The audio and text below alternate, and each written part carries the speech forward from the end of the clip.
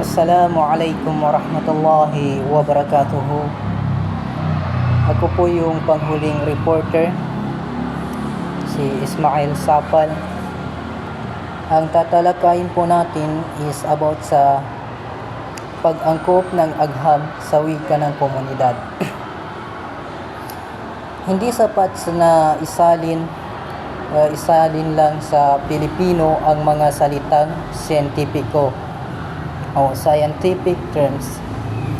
Dapat din natin na iayon o iangkop sa wikang ginagamit ng mga tao sa isang lugar para mas madali nilang maintindihan. Halimbawa, sa mga rehiyon na may malawak na kagubatan tulad ng Mindanao, Cordillera at Palawan, mas mainam na gamitin ang mga katutubong termino na mas pamilyar sa mga tao roon. Mga halimbawa is lasang. Yung lasang is salitang Bisaya para sa gubat o forest. Ang inuman naman ay tumutukoy sa watershed area o lugar kung saan nanggagaling ang tubig ulan nanggagaling doon ang tubig ulan na ginagamit ng komunidad. Muyong. Ang muyong naman is salitang Ipugaw para sa pribadong kagubatan na inaalagaan ng pamilya. Ang ganitong paggamit ng lokal na wika ay hindi lang simpleng pagsasalin ng salita, kundi isang proseso ng paggalang at pag-unawa sa kultura ng komunidad.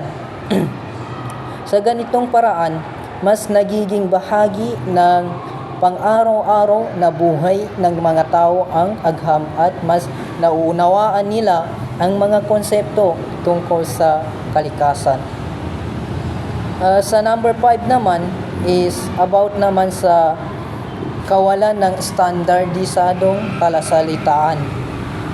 Sa kasalukuyan, wala pang isang opisyal o standard na salin ng mga terminong pang-agham sa larangan ng forestry.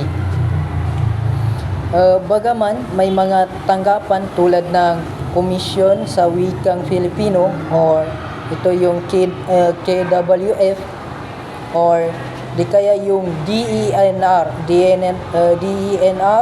Forest Management Bureau, na nagsisikap gumawa ng mga salin. Hindi pa rin pare-pareho ang gamit ng mga termino. Halimbawa dito is yung watershed. Minsan, isinasalin bilang bukal tubigan.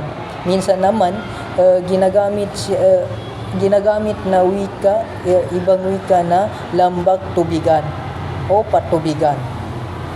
Sa reforestation naman, may mga gumagamit ng salita na muling pagtatanim. Samantala, ang iba naman ay paggubat muli. Ang ganitong pagkakaiba-iba ay nakakalito sa atin, lalo na para sa mga estudyante at profesional sa larangan ng agham at kalikasan. Kaya kailangan ng pambansang batayan o standard para sa mga salin upang maging pare-pareho ang gamit ng mga termino sa buong bansa. Mas madaling maintindihan ng mga mamamayan ang mga proyekto at programa tungkol sa kalikasan. Kaya yun lang po.